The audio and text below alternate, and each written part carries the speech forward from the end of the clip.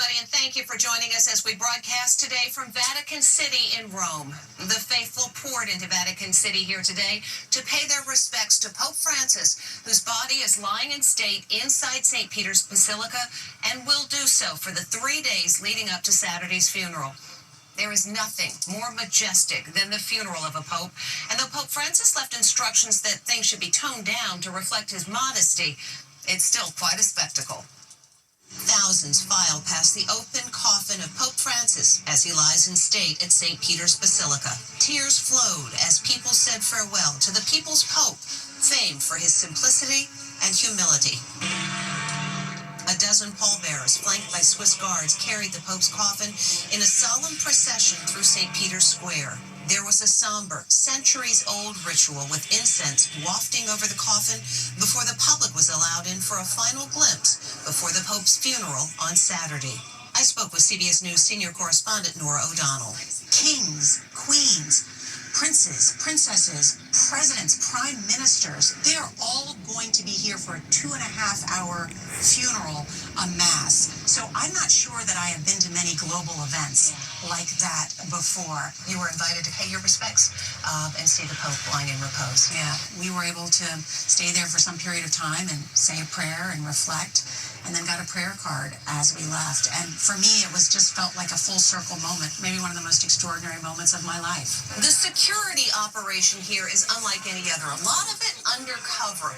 There will be more than 170 foreign delegations here, including the President and First Lady of the United States, the future King of England, Prince William, and of course, tens and tens of thousands of regular people.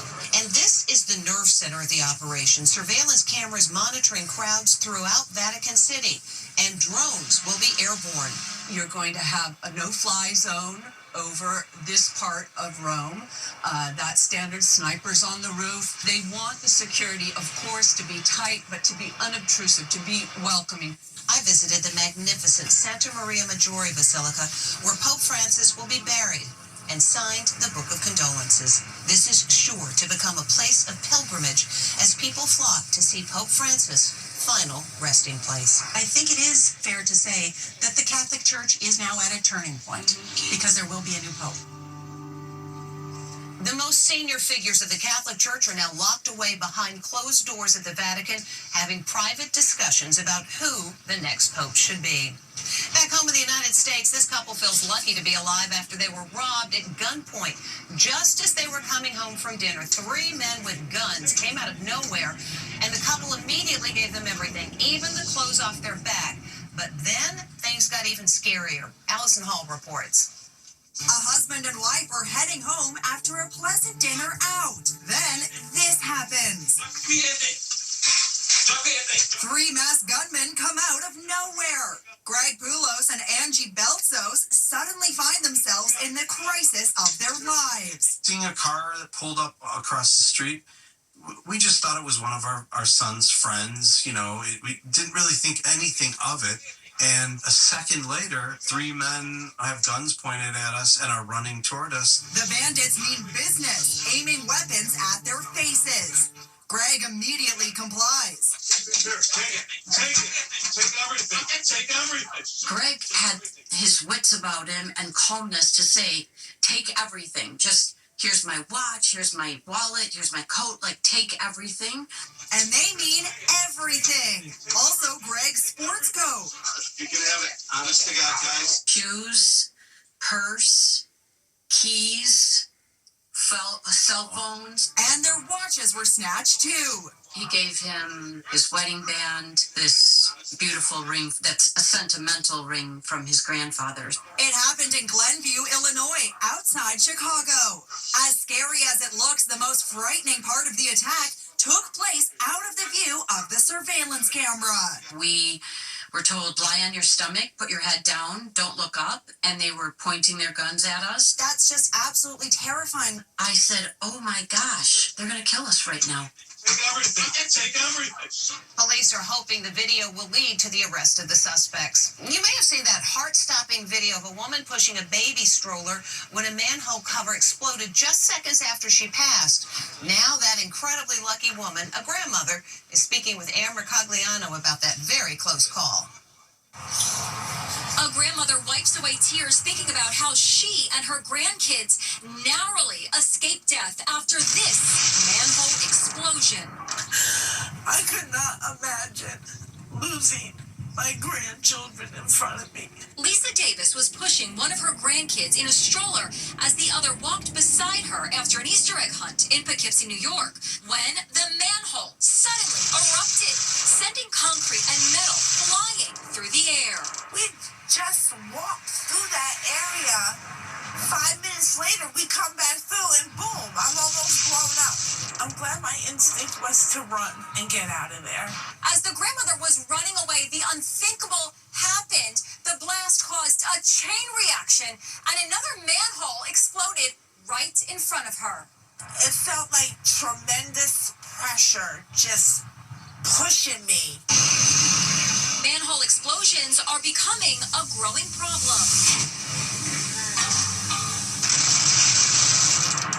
This manhole cover is launched 100 feet into the air in the middle of an intersection in Massachusetts. And firefighters were on hand as flames shoot out of this manhole in New York City. Where we're standing was where the woman was with the stroller. What caused this manhole explosion? The coating of these underground power lines deteriorate over time, and at times they do cause some smoldering and small fires underground. A spark underground causes that explosion. As for this grandma, she's grateful. Look, who's on her side. I feel lucky to be alive. Lisa Davis says it wasn't until she saw that video that she realized just how close she was to danger. Less politics, more business. That's the word from Elon Musk after announcing that Tesla's profits have dropped a staggering 71%. And he's rebranding the Cybertruck, suggesting that it is less space age and more just plain old truck. Les Trent explains. Elon Musk's Cybertruck is getting an urgent makeover in a desperate attempt to save it from extinction. This is the old ad for the futuristic truck. It looks like it's on the planet Mars. Now check out the new ad campaign. Construction workers loading plywood. Farmers filling the Cybertruck with grain. This ad features cowboys. They seem to be positioning it more as a working truck, something that, you could pull up at the fairgrounds or the rodeo. Musk predicted he'd sell 250,000 trucks last year, but he sold just 40,000. And now, parking lots are filled with unsold trucks. The sticker price was reduced to $10,000, but even that hasn't helped. Tesla's Cybertruck is the auto industry's biggest flop in decades, goes this headline. Driving a Tesla has turned into quite the adventure. Oh, this is ridiculous. Owners are getting heckled, their vehicles defaced with graffiti. Our Stephen Fabian rented a Cybertruck to see the reaction for himself. We had one guy boo at us, another guy cheered, one lady stuck her tongue out, and then somebody just gave us a thumbs up. So the reaction was kind of mixed. Elon Musk has vowed to turn things around. He says next month he'll be scaling back his work for President Trump to focus on Tesla. But can he save the Cybertruck? In other news today, the woman dubbed the Doomsday Mom, Lori Vallow Daybell, is already serving life sentences for murdering two of her children. And when she went on trial for conspiracy to murder her fourth husband, she decided to act as her own attorney. That may not have been the best idea. The verdict is in. It's a giant fiasco for the so-called Doomsday Mom, who acted as her own attorney. Guilty. The notorious Lori Vallow Daybell has just been convicted of conspiring to murder her fourth husband after spending the last 2 weeks trying to persuade the jury she didn't do it. A family tragedy is not a crime. Right after the verdict, the slain man's brother had this to say. What did you think of her lawyering skills? I thought she sucked. Jurors in Phoenix also spoke out after the verdict. Do you think she did herself any favors, like defending herself? No. You were not impressed with her lawyering skills? No. Many days she just was like smiling and laughing and didn't seem to take anything very seriously. I'm sure the first day into the trial she wished she would have had a real attorney. Daybell's decision to act as her own lawyer fit a history of loving the spotlight. She was once a contestant in the Mrs. Texas pageant, and in 2004, a contestant on Wheel of Fortune. I have a wonderful husband. The slain man's sister had this message for Daybell. We got you. You're not the smartest person in the room. When she's sentenced, it is expected that Lori Vallow will get yet another life sentence. Happy birthday to Prince Louis. He is turning 7 today, and like all 7-year-olds, the little prince is missing something. Prince Louis celebrates turning 7, grinning ear to ear, showing off his missing 2 front teeth. His parents, William and Kate, also shared video of the little prince. I can jump down from there. Playing in the woods and mugging for the camera. Quite the grown-up when compared to the cheeky Louis we've come to enjoy. And, hey, where are you going, Shaq? Shaquille O'Neal races off the inside the NBA set to use the bathroom on live TV. You all right, big fella? Go ahead, keep talking, Jeff. Yeah, we're on TV. I know what we're doing. Go ahead. His co-host couldn't resist poking fun at him. He couldn't hold it.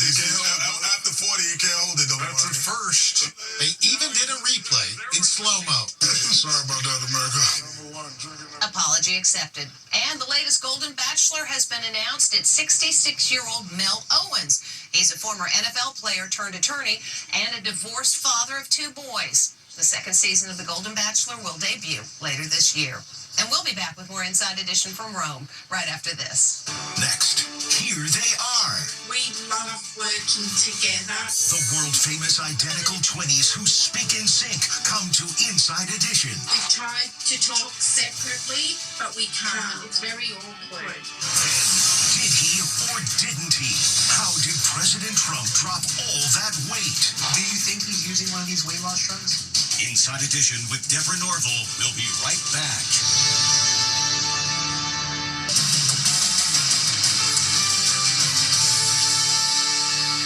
According to President Trump's latest physical, he weighs 224 pounds, and that is a lot less than his highest weight. Now a report in the Daily Beast questions whether he has Ozempic to thank. President Trump is losing lots of weight, but how's he doing it? Trump is looking noticeably fitter, and some are wondering if popular weight loss drugs are the reason why. Trump sparks Ozempic mystery with miraculous weight loss, goes today's Daily Beast headline. At his most recent physical, he weighed in at 224 pounds. That's a drop of about 20 pounds since his physical in 2020.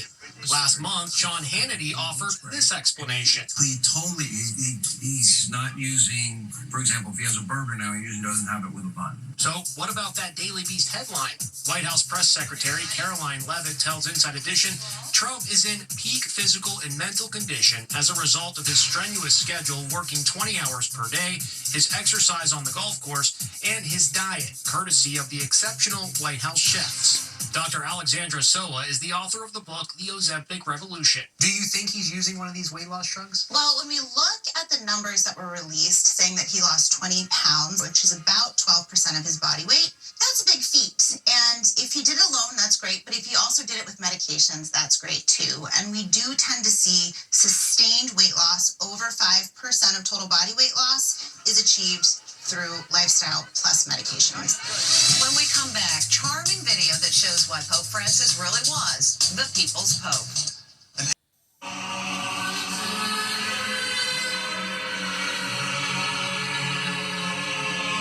Finally today, Pope Francis famously loved getting close to the people, and on this particular day, he got something special. A guy jumps the barricade as the Pope mobile approaches. Is that a pizza? It's for the Pope. And here comes the big moment. Success. Pope Francis takes the whole pie, and the crowd goes wild. Pope Francis once said what he missed the most about becoming Pope was he couldn't go out for pizza without being recognized. That's Inside Edition for today from Vatican City. Thank you for watching. We'll see you again next time.